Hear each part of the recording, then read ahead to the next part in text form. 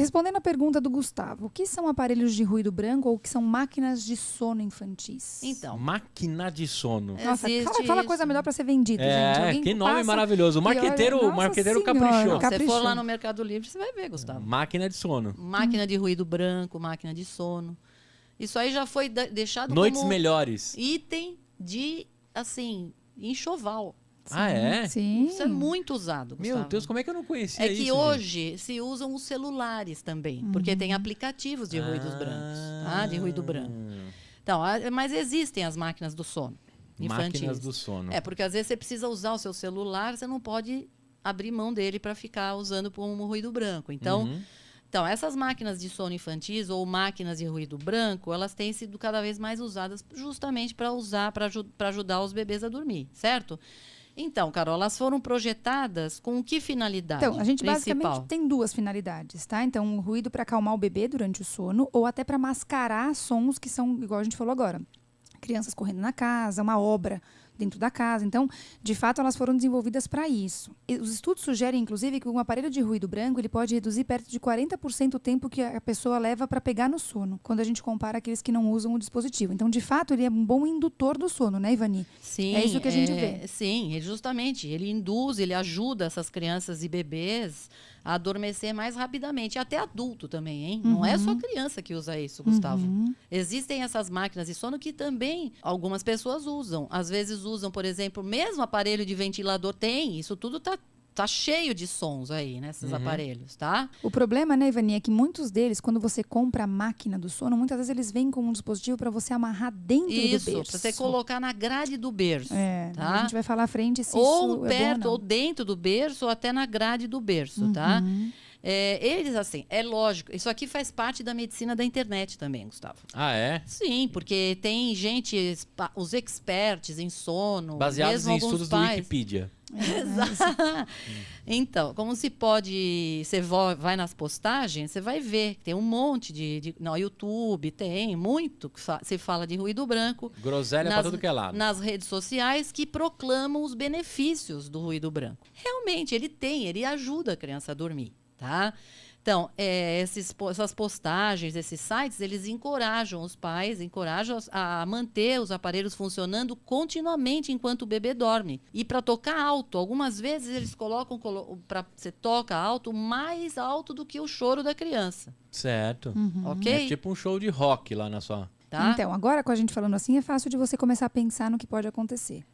E aí a gente vai falar que se pode ter algum problema com o uso do ruído branco. Então, pode ter. O que se sabe, Carolina? Então, o que a gente sabe, na verdade, lembra do nosso episódio de fone de ouvido? Lembro. Que a gente falou que existe uma altura tolerada para que não haja um dano e que quando a gente danifica o ouvido, a gente muitas vezes faz um dano irreversível, né, Ivani? A gente falou muito no nosso episódio de fone de ouvido. Mas e para os bebês? Isso é real, Ivani? Na verdade, assim... O que se sabe é que a exposição dos bebês aos barulhos pode ter problemas assim até na fisiologia da criança, entendeu? Por exemplo, se viu que você pode ter, por exemplo, em bebês prematuros, você ter taquicardia, né? Quando você estimula com ruído alto, contínuo ou pulsado, você pode ter mais taquicardia, você pode ter hipotensão, episódios de bradicardia em bebês que são submetidos, por exemplo, à ressonância. Você já fez ressonância? O que é bradicardia? Diminuição da frequência cardíaca. Você já fez ressonância alguma vez? Já. Desesperador. Então, quando você pega um bebê e submete aquele barulho da ressonância, pão, pão, pão, pão, pão, pão, pão, né? Horrível. Exatamente. Exatamente. Mas vai tirar uma xerox minha. Resultado, a criança tem essas coisas. Pode ter taquicardia, bradicardia, pode ter...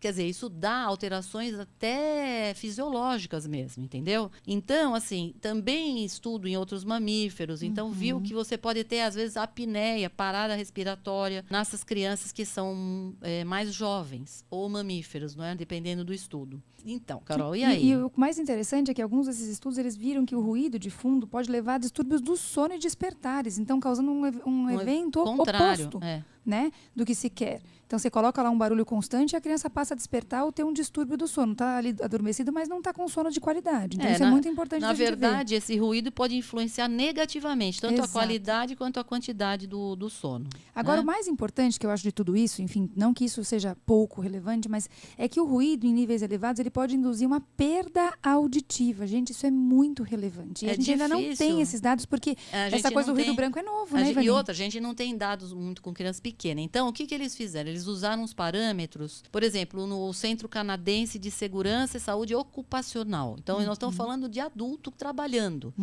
Ou o Instituto Americano de Saúde e Segurança Ocupacional. O que eles recomendam como limite de ruído? De 85 decibéis no local de trabalho por um período de 8 horas de exposição. E se houver um aumento de 3 decibéis, o tempo tem que ser reduzido pela metade. Então, nós estamos falando de 85 decibéis, certo?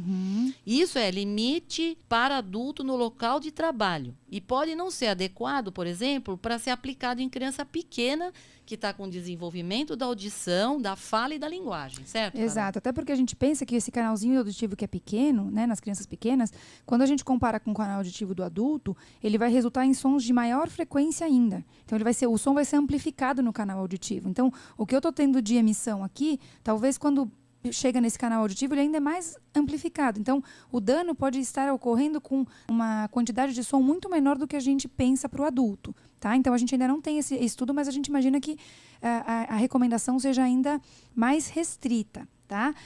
Experimentos com animais sugerem que a exposição precoce a ruídos, por exemplo, leva a uma maior vulnerabilidade à perda auditiva com a idade, né? Então, com todos esses fatores em mente, o que a gente imagina Então, é que o quanto nível... que seria o nível para uma criança, A Carol? gente imagina que um nível de 50 decibéis, em média, por no máximo 1 hora, tem sido recomendado como limite seguro para bebês. 50 decibéis, gente, equivale a uma conversação normal ou uma máquina de lavar pouco barulhenta. Então, Uma o barulho é lava-louça, baixo. uma